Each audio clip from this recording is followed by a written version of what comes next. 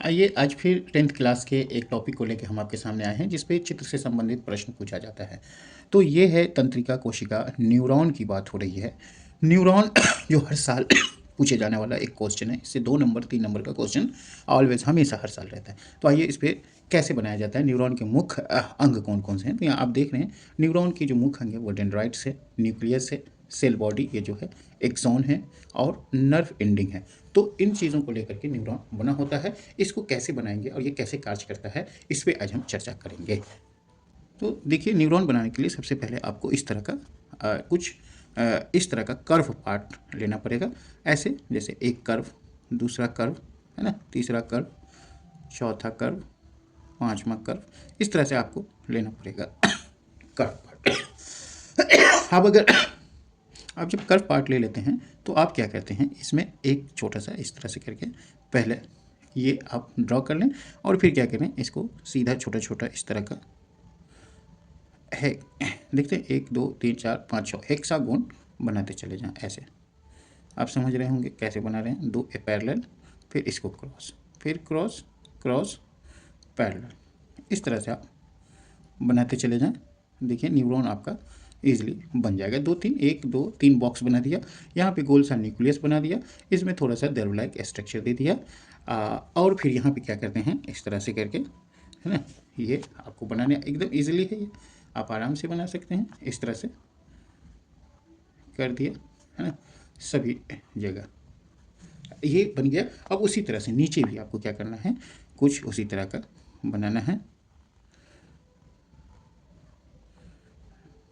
उसी तरह से बना देना है जैसे जड़ बनाते हैं पेड़ का।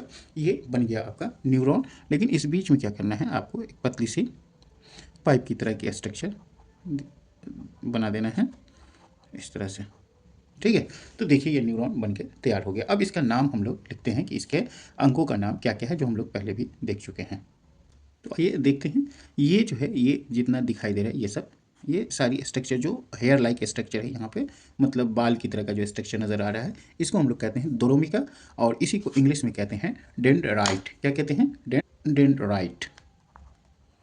तो डेंड्राइट आप समझ रहे होंगे। इंग्लिश के नाम को भी आपको याद रखना चाहिए। ये जो बीच वाला पार्ट है इसको कहते हैं, ये जो पानी लाइक स्ट्रक्चर है इसको कहते हैं कोशिका काय, जिसको हम लोग इंग्लिश में कहते हैं सेल बॉडी। क्या कहते हैं, सेल बॉडी। तो इसका इंग्लिश नाम भी आप याद रखें। ये हुआ न्यूक्लियस। क्या हो गया, न्यूक्लियस, जिसको हिंदी में कहते हैं केंद्रक और इंग्लिश में क्या कहते हैं, न्यूक्लियस। तो ये सारे नामों को आप याद रखें।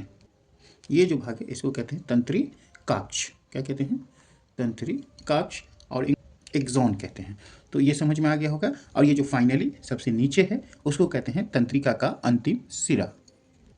अंतिम सिरा, जिसको हम लोग इंग्लिश में कहते हैं नर्व एंडिंग। क्या कहते हैं, नर्व एंडिंग। अब इसका काम हम लोग धीरे धीरे समझ लेते हैं। सबसे पहले हम लोग ये जान लेते हैं कि जो तंत्रिका तंत्र है ये हमारे शरीर में या दिमाग से कहीं सूचनाओं को जगह जगह पहुंचाने का काम करता है, या शरीर के विभिन्न भागों से सूचनाओं को मस्तिष्क तक पहुंचाने का काम करता है, या शरीर के एक भाग से दूसरे भाग को भी सूचना पहुंचाने का काम यही करता है जो तंत्रिका तंत्र होते हैं। और तंत्रिका तंत्र की जो मेन इकाई है उसको हम लोग न्यूरॉन कहते हैं। और न्यूरॉन की जो बनावट है वो द्रोमिका, और देख रहे हैं कोशिका काय, न्यूक्लियस यानी केंद्रक, तंत्रिकाक्ष, तंत्रिका का अंतिम सिरा, ये कुछ चीज़ों से मिलकर बना हुआ होता है। जैसे इंग्लिश में भी देख सकते हैं dendrite, cell body, nucleus, axon और नर्व एंडिंग से मिलकर बना होता है। अब इसका काम क्या होता है, तो सबसे पहले ये देखिए, जो हेयर लाइक स्ट्रक्चर है द्रोमिका जिसको कहते हैं या डेंड्राइट कहते हैं, ये इंफॉर्मेशन को, मतलब सूचना को लेता है। ये सूचना को लेने के बाद सबसे पहले क्या करता है, इसे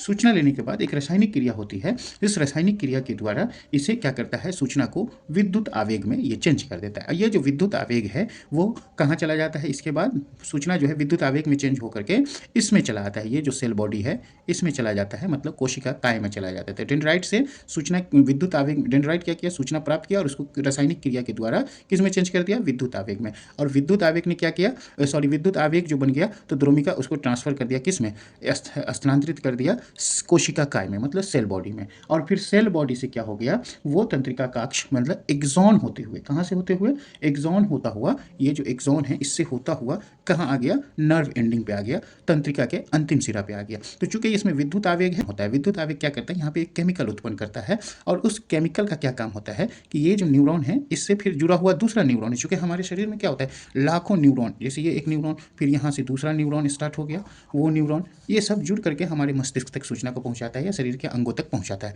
तो ये जो न्यूरॉन है ये अपना सूचना फिर किसको देगा, दूसरे न्यूरॉन को। तो दूसरा न्यूरॉन का जो स्टार्ट होगा ये है ध्रुमिका, इस तरह से इससे थोड़ा हटा रहेगा, इसके बीच में, जैसे ये न्यूरॉन है ना दूसरा, मान लो, तो ये मान लो दूसरा न्यूरॉन है, तो इसकी जो ध्रुमिका है, डेंड्राइट है, ये एकदम इससे सटा नहीं रहेगा, थोड़ा थोड़ा इसके बीच गैप रहेगा। तो यहाँ जो सूचना आया तो क्या किया, एक रसायन उत्पन्न, क्या कहते हैं, रिक्त स्थान होता है, ये जो गैप होता है इसको कहते हैं सिनेप्स। ये जो गैप है इसके और इसके बीच में, एक न्यूरॉन से दूसरे न्यूरॉन के बीच का जो ये गैप है, इसको हम लोग कहते हैं, क्या कहते हैं, सिनेप्स।